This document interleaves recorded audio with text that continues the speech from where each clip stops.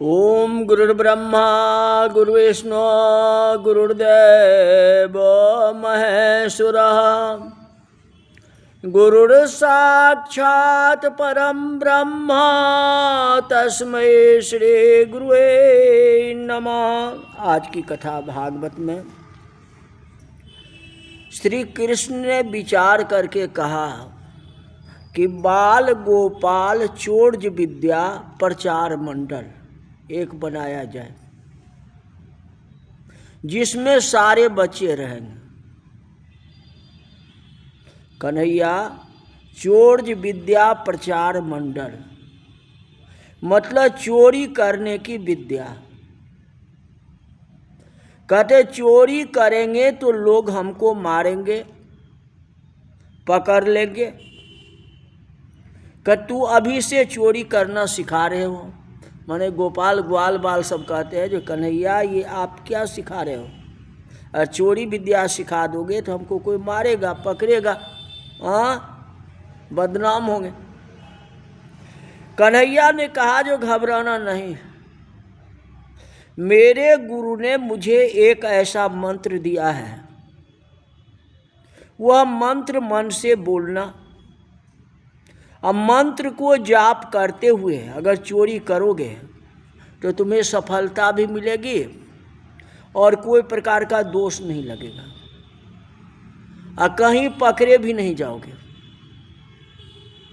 और कदाचित अगर पकड़ में आ गए तो आप छूट जाओगे। ऐसा एक मंत्र है, मैं जानता हूं। ग्वाल कहते हैं कि कन्हैया तुम मंत्र जानते हो, क्या मंत्र है? कन्हैया ने कहा मैं कान में दूंगा, वैसे नहीं बोल के नहीं, ध्यान में रखना है। और ये मंत्र जो है किसी को बतलाना नहीं। मैं तुम्हें देता हूं मंत्र। एक एक के कान में कन्हैया ने मंत्र दिया। जब चोरी करने का जाए तो मन में कफल्लम कफल्लम कौफल्लम कौफल्लम ऐसा बोलना चाहिए। कहते यही फल है। बालकों ने पूछा कन्हैया कौफल्लम कौफल्लम बोलना है, यह कोई मंत्र तो है नहीं। कन्हैया कफल कहते कफलतम अर्थ क्या होता है? श्री कृष्ण ने कहा कि अर्थ की कोई जरूरत नहीं है। मैं तुझे मंत्र दिया ना, मंत्र में शक्ति है। अर्थ का ज्ञान हो या न हो, शब्द की शक्ति है। जगत में जितनी विद्याएं हैं, जितनी कलाएं हैं, सभी कलाएं और विद्याएं ब्राह्मण से निकली हैं। आप बताओ, आप गुरु मंत्र लेते हैं, गुरु मंत्र कितना है? 2.5 अक्षर का मंत्र, जो गुरु भाई होंगे उनके कानों में दिया जाता है, सब जानते हैं। क्या उसका कोई अर्थ है? क्योंकि वह बीज मंत्र है, उसका कोई अर्थ ही नहीं है। और वही गूढ़ है संसार में, वही है गुरु का मंत्र, जो गुरु जी ने आपको मंत्र दिया।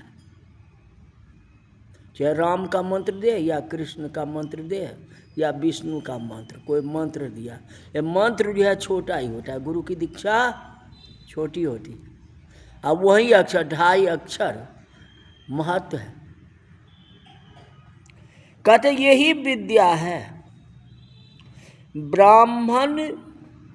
ब्राह्मणमा जगाम वेदों में आता है।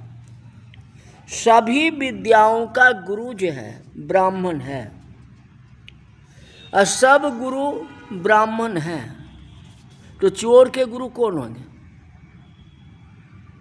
संसार में कोई भी मंत्र दीक्षा लेता है तो ब्राह्मण से ही, और ब्राह्मण से ही मंत्र का दीक्षा लेना चाहिए। चाहे वह संत हो चाहे कोई हो, लेकिन ब्राह्मण होना चाहिए।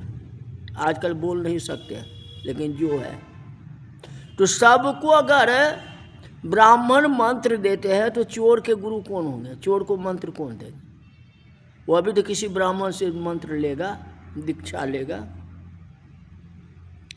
चोर के गुरु भी तो ब्राह्मण हैं। जगत में जितने चोर हैं वे सब कौफलम ऋषि के शिष्य हैं। कौफलम नाम के ऋषि हुए, ऋषि का नाम है कौफलम। कफलम मंत्र दिया है। यह मंत्र श्री कृष्ण ने अपने मित्र को ही दिया है, दूसरे को नहीं दिया है। ये मंत्र याद रख करके आप कहीं प्रयोग करने के लिए जाना नहीं तो आप ध्यान में रखेंगे जो महाराज ने चोरी का ये मंत्र क्या बताया, ये चोर का मंत्र क्या हुआ। थोड़ा सा विचार करो। चोरी पाप है, और पाप कौन करता है? और पाप कौन नहीं करता है? आप बताओ, किससे पाप नहीं हुआ है? भगवान शंकराचार्य स्वामी ने शंकर भाष्य में एक स्थान पर वर्णन किया है। श्री शंकर स्वामी ने लिखा, जो पाप वह करता है जो मल मूत्र से भरे हुए शरीर के साथ खेलने में सुख समझता है। पाप उसी को छूटता है जो परमात्मा के साथ खेलता है। जो मल मूत्र के साथ खेलता है वह तो पाप है ही। जो भगवान के नाम में रमता है वही पाप नहीं। ये भगवान के नाम में रमते हुए भी आप पाप करते हो, विषय वासना करते हो, तो पाप हुआ कि नहीं? कोई पाप से छूटा? परसेंटेज बताओ। वही बचेगा जिसके भगवान, जे राखे रघुबीर, जिसको भगवान ने रखे वही बचा। कहते अविद्या वजीर पारनि श्रावर्णि शास्त्राणि प्रतमते सर्वेषां विद्याग्रह अस्त्वतात्। शास्त्र की मर्यादा अज्ञानी जीव के लिए है। जिसको भगवान का ज्ञान हुआ है,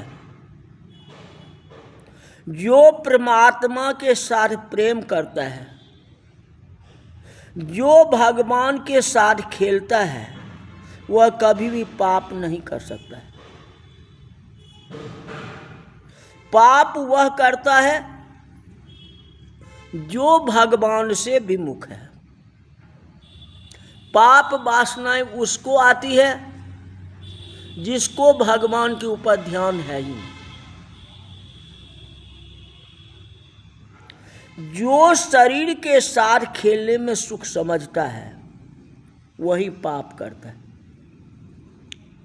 बालक श्री कृष्ण के साथ प्रेम करते हैं, बालक श्री कृष्ण के साथ खेलते हैं। जो भगवान के साथ खेलता है, परमात्मा के साथ प्रेम करता है, उसके हाथ से कभी पाप हो ही नहीं सकता। कदाचित हो तो भगवान उसका उत्तर देते हैं। भगवान बताते हैं, निस्त्रय गुण ये पथि विचरताम को विधि को निषेध। कहने का मतलब त्रिगुणातीत परमात्मा है, तीनों गुण परमात्माओं में है। जो भगवान के साथ खेलता है वह पाप कर ही नहीं सकता।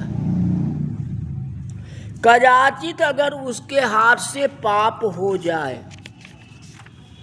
तो उसका उत्तर भगवान देते हैं। उसका पक्ष कौन लेते हैं? तो भगवान लेते हैं। तो आपको यह कफलम मंत्र का प्रयोग करने की बहुत ही इच्छा हो तो आज से ऐसा निश्चय करो कि मुझे श्री कृष्ण के साथ ही खेलना है।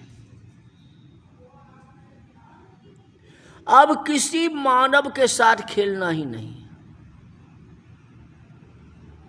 संसार का अनेक बार अनुभव किया, जीव अनेक बार पति हुआ है, वह जीव अनेक बार पत्नी हुआ है। अब संसार के साथ खेलना नहीं है। जो समय बीत गया सो बीत गया। कहते अब कृष्णा अवतार हो गया, मथुरा वृंदावन में श्री कृष्ण का आगमन हो गया।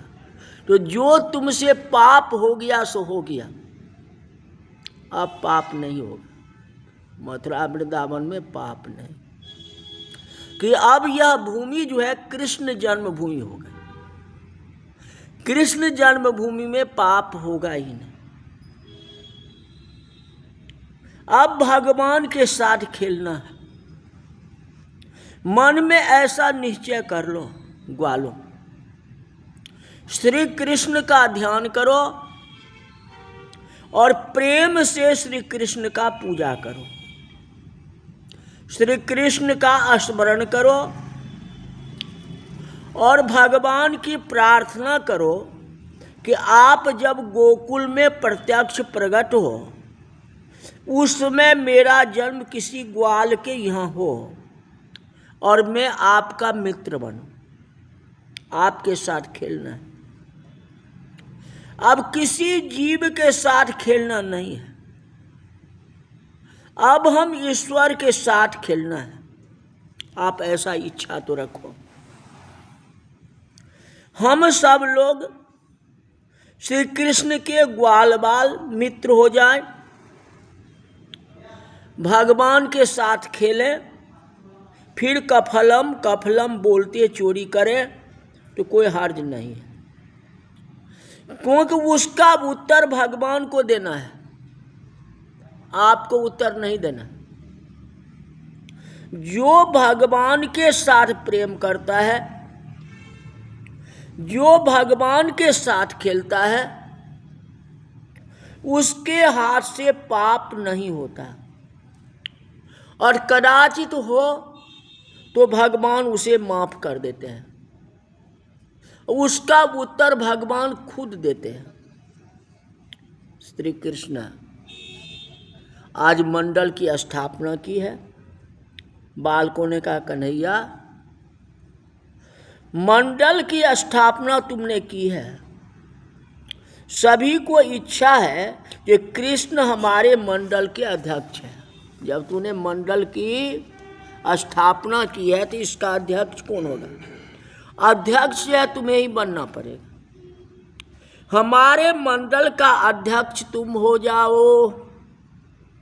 श्री कृष्ण ने कहा सबकी इच्छा है तो मैं अध्यक्ष होने के लिए तैयार हूं। श्री कृष्ण अध्यक्ष हुए, मंडल की स्थापना हुई।